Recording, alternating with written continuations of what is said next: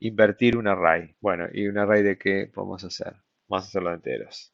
Y le vamos a pasar un int array. Ahí está. Y ahora le vamos a crear test y entonces vamos a arrancar acá haciendo algún test que sirva para esto. Entonces, y le vamos a crear un array y le vamos a pasar 1, 2, 3, 4. Y el expected, si está al revés, es 5, 4, 3, 2 y expected sea igual a reverse array. Y vamos a ejecutar esto. Ya me dice que no mide lo mismo y lo que hicimos en la función reverse por ahora es devolver un array vacío con un solo ítem. Entonces tenemos el primer test case. Lo que sí necesitamos ahora es programar esto para que ande correctamente. ¿Cuál es la forma más obvia en que podemos hacer esto? Un array auxiliar. Y lo voy a hacer del tamaño del array que me dan de entrada, ¿no? Y este es el array que voy a devolver. De hecho, si corro esto de vuelta, me va a cambiar el error. No me dice que son de distinto largo, pero sí me dice que estaba esperando un 5 en la primera posición y encontré un 0, porque bueno, obviamente este auxiliar por ahora solo tiene ceros. Ahora voy a hacer un for. Voy a recorrer el array de entrada lo voy a recorrer naturalmente. En el caso de los arrays, en Java tengo directamente un atributo len que me dice el largo, pero es parecido al caso que vimos antes del string. Y lo que tengo que hacer es asignar en el array auxiliar, obviamente, los enteros que me vienen en el array de entrada, que es input, que lo voy a indexar con i. Cuando i valga 0, voy a estar en el primer elemento del array input. Yo lo que quiero es meter ese integer en la última posición del array auxiliar, auxiliar.length -1. Esa sería la última posición, porque recuerden que los arrays se indexan desde 0, igual que los strings en Java y en muchos otros lenguajes, pero eso solamente escribiría siempre en la posición última, ¿no? Yo quiero que a medida que i aumenta, ir retrocediendo. Si además le resto i, podemos pensar esto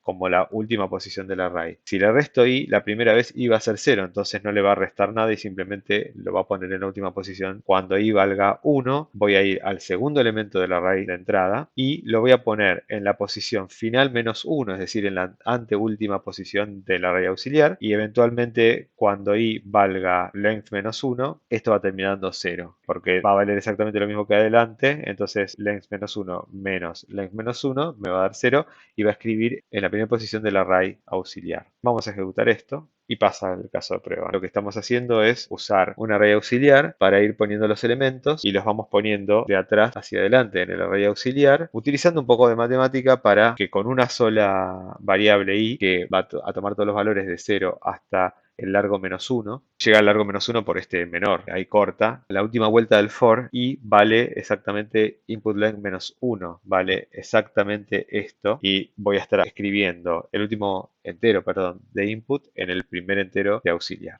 Bueno, vamos a pensar cómo podemos mejorar esto. Supongamos que nosotros en la entrevista hicimos esta solución. Esta solución es una solución perfectamente aceptable como primer solución para este ejercicio. De vuelta, nos dan un array y nos piden que demos el array invertido. El siguiente paso sería evitar el auxiliar, exactamente, eso es lo que vamos a tratar de hacer ahora. Analicemos primero la complejidad temporal y espacial. La complejidad temporal es n, porque igual que antes, estoy utilizando un solo bucle para recorrer todos los valores de la entrada, todos los elementos de input. Y no estoy haciendo ninguna otra búsqueda más, no estoy haciendo ninguna otra operación entre elementos, entonces esto es O de n. En complejidad espacial estoy utilizando un array auxiliar que yo lo creo que consume memoria y es la memoria que consume es directamente la cantidad de elementos de entrada. Bueno, no es directamente, pero es directamente proporcional. Es decir, si yo lo corro con una cadena de 10 ceros, va a consumir una cantidad de memoria y si le paso una cadena de 20 va a consumir el doble en este array de acá, ¿no? Que después además consume memoria para la variable, pero bueno, esos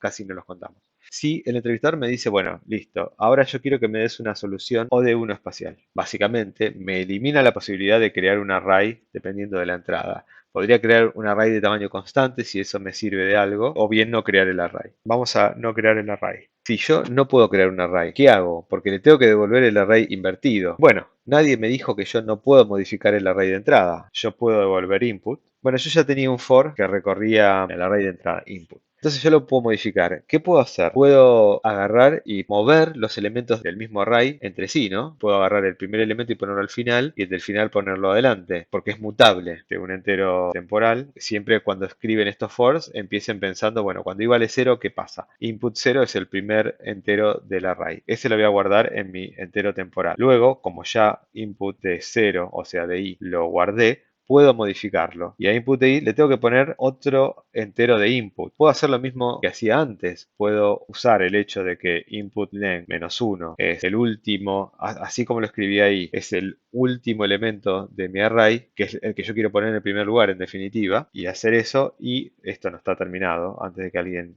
grite. Y en el último pongo temporary, que es el primero, ¿no? Entonces guardo el primer elemento, la variable temporal, escribo primero el último y luego en el último el temporal. Con eso ya hice el swap, hice el intercambio del primero con el último. Pero, tal como está, y podría ir cambiando, pero estoy acá utilizando un valor constante. Bueno, lo mismo que hice antes, le puedo restar i. La primera vez i vale 0, entonces este menos i no está cambiando el primer caso, entonces lo que recién funcionaba sigue funcionando porque i vale 0.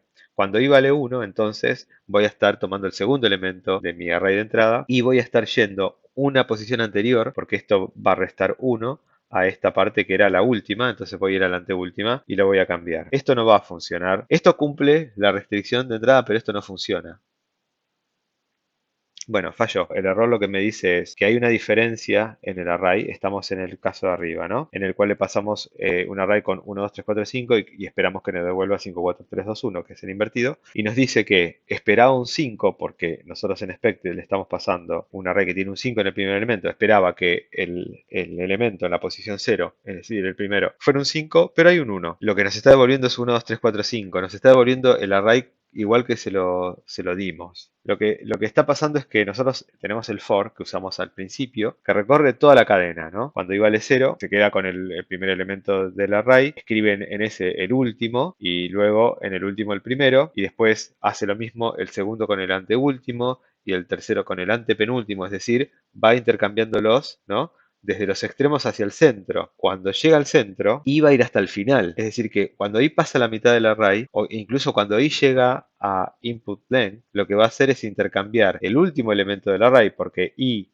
va a ser el último elemento del array, se lo va a guardar en la variable temporal. Input length me va a dar 0, es decir, va a ser el primer elemento del array. El primer elemento lo va a poner en el último y el último en el primero. Voy intercambiando todos hasta la mitad, y si sigo de la mitad hasta el final, vuelvo a intercambiarlos todos. Hago 2 veces el intercambio, entonces me queda un array exactamente igual que el que le pasé. ¿Cómo soluciono esto? Tengo que recorrerlo hasta la mitad del array, ¿no? Vamos a correr todo porque no sé si corre el primero. Sí, ahí corrió los dos. Perfecto. Sí, otros edge cases que podemos poner, y ahora vamos a correr todos los tests. Y vamos a ver si pasa todos los edge cases o no nuestro algoritmo, y si no los vamos a tener que corregir. Pasaron todos, salió bastante bien. En este caso, fíjense que la implementación que hicimos sin ningún tipo de if específico manejó todos esos casos. Podríamos probar con un array muy grande. En este caso no vale la pena porque es muy sencillo este ejercicio. De esta manera, ¿qué pasó? Seguimos con una complejidad temporal n, porque si bien en la complejidad algorítmica concreta tengo n sobre 2, cuando n tiende a infinito el sobre 2 no importa, y esto me da big O en Big O Notation o notación asintótica. Y después, en la complejidad espacial, bueno, ahora no estoy utilizando prácticamente memoria extra, salvo un entero para el índice del array y un entero para guardarme el valor del entero que quiero mover de un lugar al otro, ¿no? Se podría mejorar más la implementación del reverse. A mí se me ocurre un exprimimiento más,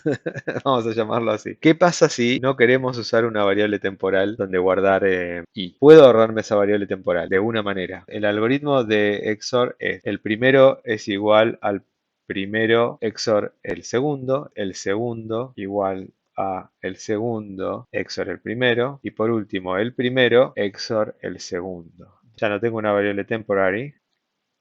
Pasa a todos los casos de prueba. Estamos usando una propiedad de la operación lógica OR exclusive. Lo pueden encontrar como XOR swap algorithm en Wikipedia, y acá está escrito cómo se hace, ¿no? Tiene utilidad en un microcontrolador, en una cosa con muy pocos recursos, en donde la operación de XOR puede ser rápida y más rápida que otras operaciones, entonces o tenés muy poca memoria y no querés usar una variable temporal. Pero fuera del ámbito de microcontrollers no tiene mucho valor porque es súper barato, un byte más o menos o 4 bytes en una JVM, ¿no? O sea, entonces no vale la pena escribir este código ilegible, porque si viene un desarrollador y se encuentra con esto, no entiende nada que está pasando acá. De hecho, a esto sería uno de esos casos, pocos casos, donde valdría la pena poner un comentario que diga XOR swapping, ¿no? Para que la persona no tenga que entender lo que dice ahí, que es súper difícil de entender. Pero eso solamente si se justificase. Si no, es preferible usar una variable.